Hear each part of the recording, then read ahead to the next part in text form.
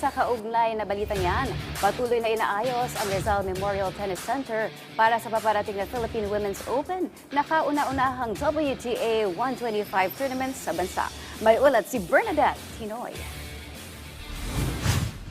Ilang linggo bago ang pag-arangkada ng makasaysayang Philippine Women's Open, patuloy ang isinasagawang renovation sa Rizal Memorial Tennis Center sa Maynila sa pangunguna ng Philippine Sports Commission. Ang nasabing programa ang kauna-unang WTA 125 tournament sa bansa, kung saan isa sa mga kumpirmadong maglalaro ang former world number 2 at Paris Olympic silver medalist na si Donna Vekic ng Croatia at German veteran player Tatiana Maria. Ayon kay PSC Chairperson Patrick Pato Gregorio, inihanda na nila ang lahat ng kakailanganin upang masigurong magiging matagumpay ang hosting ng bansa.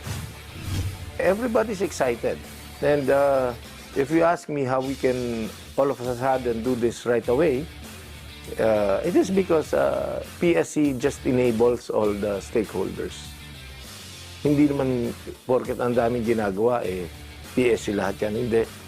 We work hand in hand with POC, we work hand in hand with the NSAs. Iginiit din ni Pato na buo ang suporta ni Pangulong Ferdinand Marcos Jr. at ng First Family sa nasabing kompetisyon maging sa mga paparating na international tournament na mismong gaganapin sa Pilipinas. Anya, malaki ang tulong ng Interagency Task Force upang mas ma-promote ang iba't ibang sport sa bansa at makapagbigay inspirasyon sa mga bagong henerasyon ng atleta. The hosting is never perfect. But do we have the team, expertise ng team natin? Yes. Sanay na tayo dyan. Meron tayong task force. That was why we created the National Sports Tourism Interagency Committee. AO38 ni Pangulong Marcos. Ang sinasabi niya, DOT, CHEZA, DILG, DBM, PAGCOR, PSC, work together. Organize ourselves so that we can host all of this na efficient, host all of this na walang nasasayang na pera, and host all of this na mapopromote natin ng husto yung bayan natin.